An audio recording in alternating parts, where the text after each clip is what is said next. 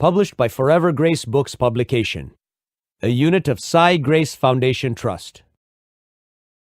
Achievers 9 Bands Ielts Listening Tests. Practice Listening Test 14. Turn to Section 1 of Practice Listening Test 14. Section 1. You will hear a conversation between two people, a student and a professor. The student is talking to the professor related to his scores, which are not up to the mark.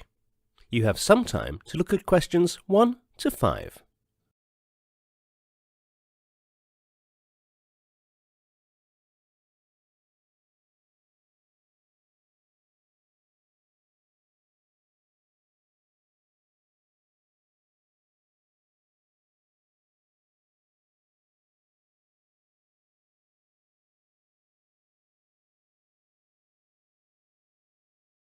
You will see that there is an example which has been done for you.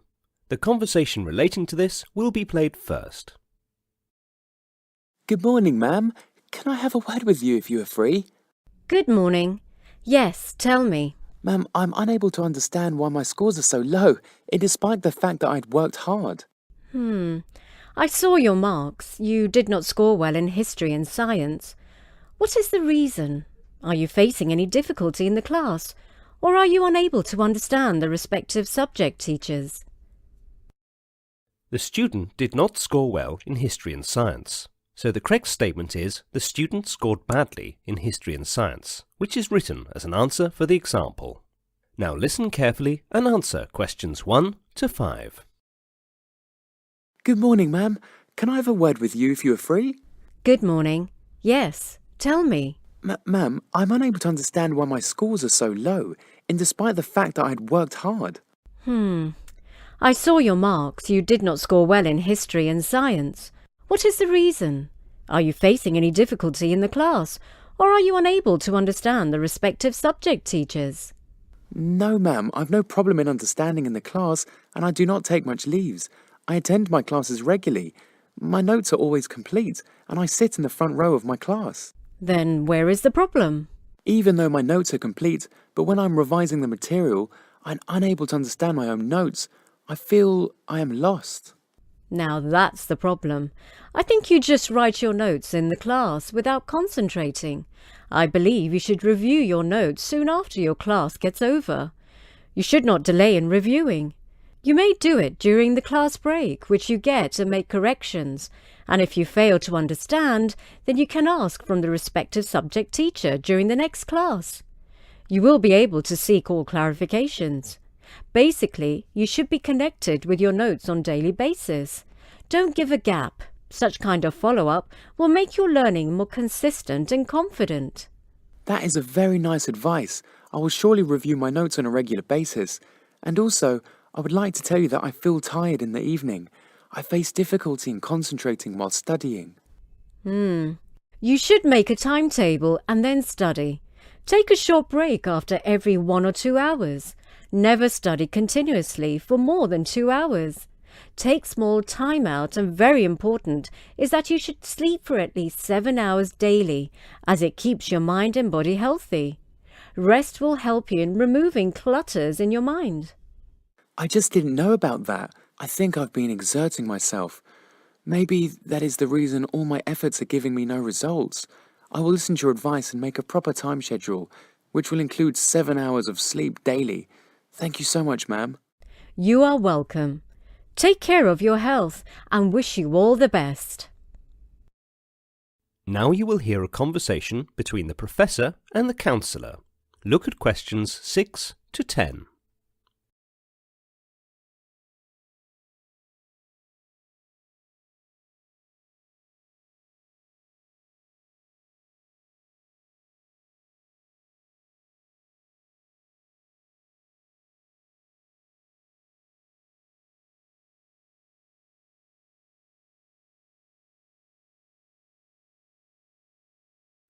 As the talk continues, answer questions 6 to 10. Good morning, sir. How are you? Good morning, ma'am. I'm fine, thank you. How are you? I'm doing well. Actually, I wanted to speak about something with you.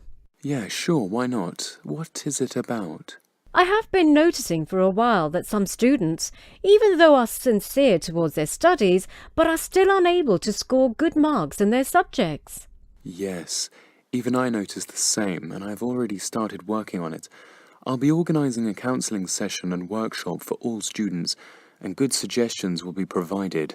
So, what kind of workshops are you planning to organise? I've planned workshops for students who are interested in meditation and importance of entertainment. Meditation. Meditation for those students whose mind is not at rest and who find difficulty in concentrating. And what kind of entertainment stuff? Guiding students to watch some comedy channels, it is a kind of stress buster, as you see young children are more relaxed because they watch cartoons. That is an interesting method. Hope this benefits the students. I believe it will surely help the students to focus and have a relaxed mind and not a casual attitude. I agree. OK, see you. I have to go to my class. Okay, ma'am. That is the end of section 1. You will now have some time to check your answers.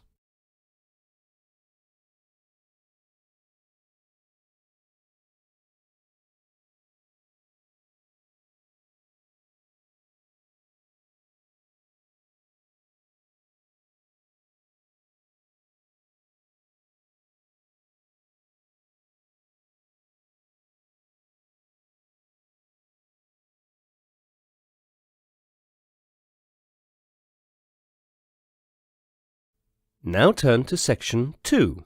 Section 2.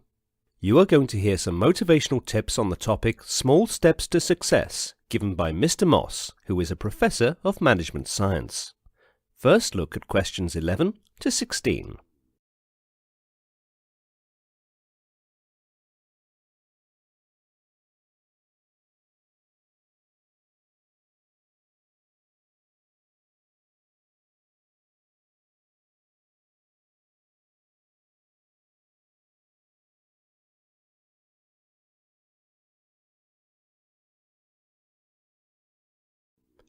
Now listen to the recording and answer questions 11 to 16. Too much success seems to come suddenly. When you observe others and what they have achieved, you usually don't appreciate what it's taken for them to get where they are. Ultimately, in failing to do this, you also fail to learn what it would take for you to attain the level of achievement and success. But if you take the time to truly think about it, you will find that success is usually only a small step away. Yet despite that, it eludes most people. It is always so near and yet so far. As a part of our military training in the Air Force, we were given a very demanding assignment. We were put into groups of about 10 and taken to some unknown location far in the bush. After a few days of camping there and doing some military maneuvers, we were told to head back to the base. Now this time, we wouldn't be driven back. We would have to track back. We had only a few things to carry: a litre of water each for the whole trip, and an AK-47 rifle with 1 round of ammunition. So we started off that day at sunset, walking through the thick bush. Because we were using a compass for direction, we had to walk in a straight line back to the base. Any slight deviation from the path, and we would inevitably have gotten lost. That meant that whatever obstacle we encountered on the way had to be overcome. That straight line had to be maintained at all costs. Worse still, we had no light. We were basically walking blind in the moonless night. So, you could not see where your next step was going to land. But we had to walk fast. Our deadline was at 12 noon the next day to be at the base, or else we would have failed the assignment. So, we walked through the night. There was no time for fear, no time for doubt. We had to do what we had to do. Our futures depended on it. Finally, we could go no further. The pain and fatigue was unbearable. We had to catch a nap. It was past midnight. 1 hour of sleep, all cuddled up like puppets for warmth, and then we moved on. Soon the morning bells rang, but there was no time to appreciate the sunrise. It was so hot you could feel the heat embracing your face. We were getting dehydrated. By now, everyone was wishing they had not had to carry the heavy AK-47. It seemed to have gained an extra 5 kilos since we'd begun. Every step was accompanied by some pain in one part of the body or other. Every part of the body was crying out for attention, but we had to move on.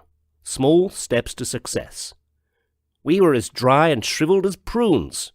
We were a sorry sight for defense officers, but right then it was more about survival than about dignity. Finally, a few minutes to midday, we arrived at the base. I had no idea I could stink so bad. Now look at questions 17 to 20.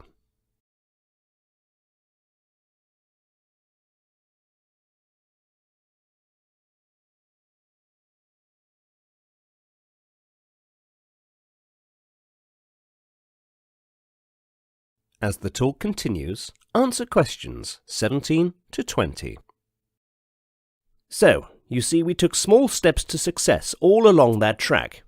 Together, they added up to hundreds of thousands of small steps. But we might have chosen not to take the first step. We might have stopped at any point along the way. That would have meant that we would not have got to our destination. There were also obstacles along the way, but with each small step, they were overcome. There were frustrations, fears, and uncertainties, but with each small step, they were crushed. There was hardship and danger, but with each small step and focus on the desired destination, it was conquered. So you see, success is no mystery. It takes only one step to succeed. That is the end of section 2. You will now have some time to check your answers.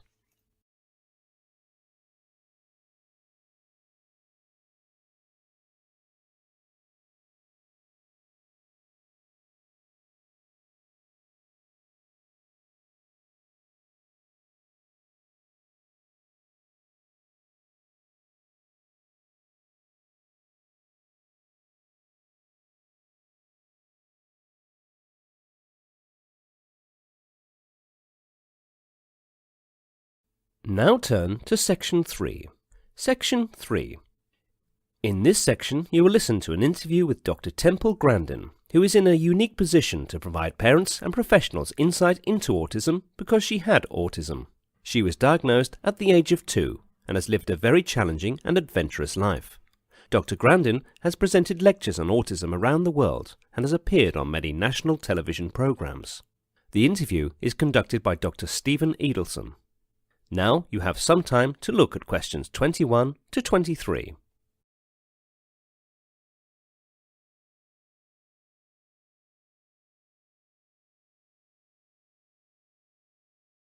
Listen to the interview conversation and answer questions 21 to 23. What is your earliest recollection and how old were you? I was in a summer program when I was just a real little child, about 3. I can remember playing around in a wading pool. When I was 3.5 years old, I can also remember quite a few things. I can remember the frustration of not being able to talk. I knew what I wanted to say, but I could not get the words out, so I would just scream. I can remember this very clearly.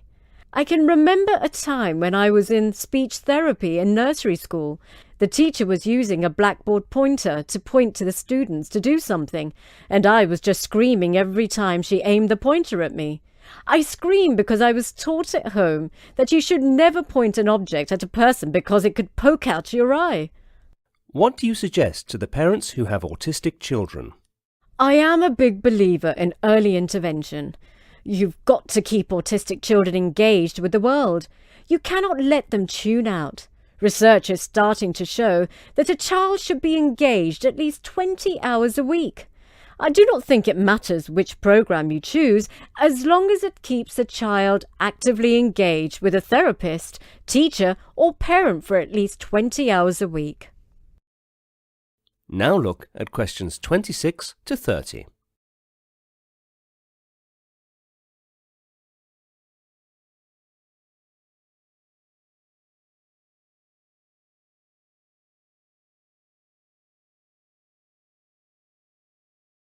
As the talk continues, answer questions 26 to 30. You were one of the first people in the field to stress the importance of sensory problems in autism. What are your current thoughts about this issue?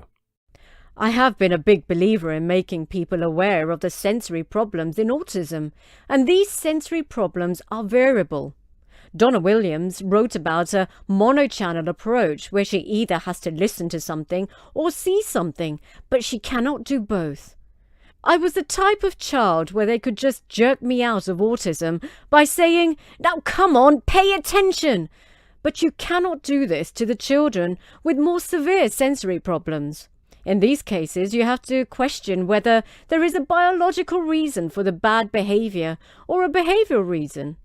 If sound hurts a child's ears, there is no way you can make him not be scared of the school bell.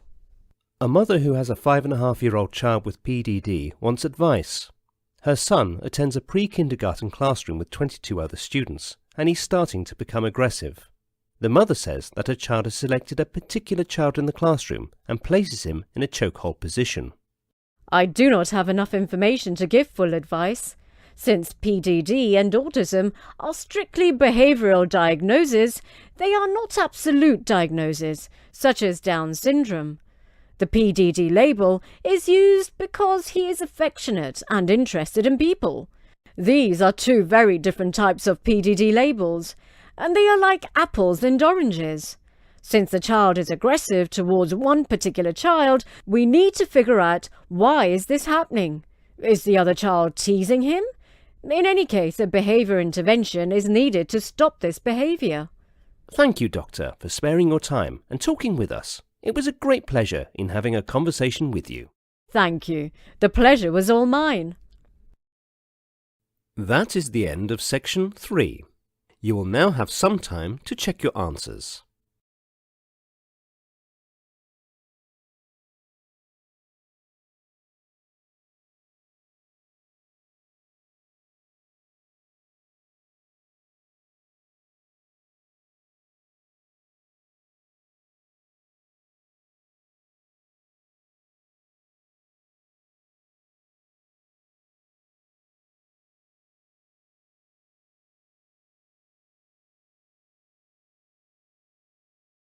Now turn to section 4. Section 4. You will hear a lecture given by a geography lecturer to his students related to seahorse and its species. First, you have some time to look at questions 31 to 40.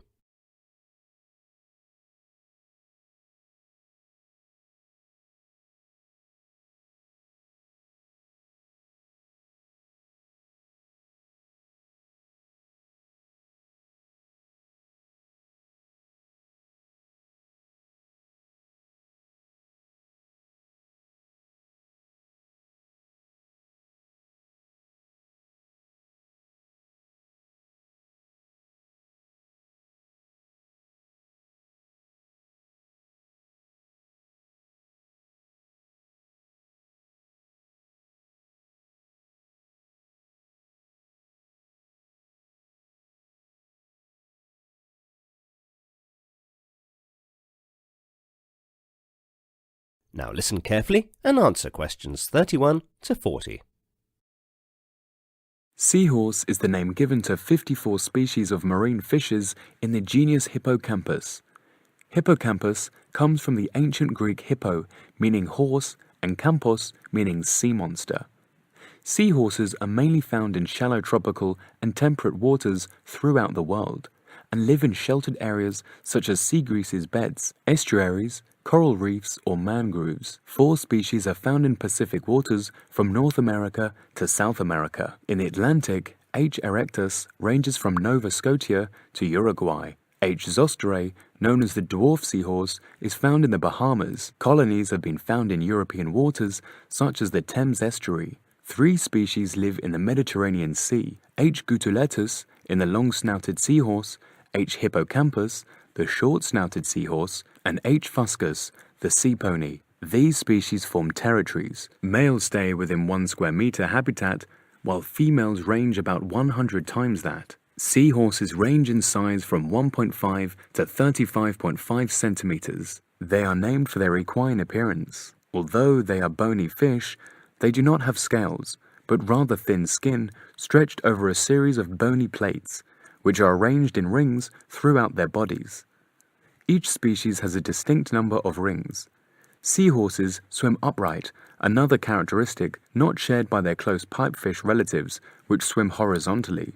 Razorfish are the only other fish that swim vertically like a seahorse. Unusual among fish, a seahorse has a flexible, well-defined neck. It also sports a coronet on its head, which is distinct for each individual. Seahorses swim very poorly, rapidly fluttering a dorsal fin and using pectoral fins located behind their eyes to steer. The slowest moving fish in the world is H. zosterae, the dwarf seahorse, with a top speed of 1.5 meter per hour. The earliest known seahorse fossil are of two pipefish-like species, H. sarmaticus and H. slovenicus, from the coprolitic horizon of Tungus Hills, a middle Miocene horizon of the Slovenia dating back about 13 million years. Molecular dating finds that pipefish and seahorses diverged during the late Oligocene. This has led to the speculation that seahorses evolved in response to large areas of shallow water, newly created as the result of tectonic events. The shallow water would have allowed the expansion of seagrass habitats that selected for the camouflage offered by the seahorse's upright posture. These tectonic changes occurred in the western Pacific Ocean, pointing to an origin there, where molecular data suggested two later separate invasions of the Atlantic Ocean. That is the end of section 4. Now you have some time to check your answers.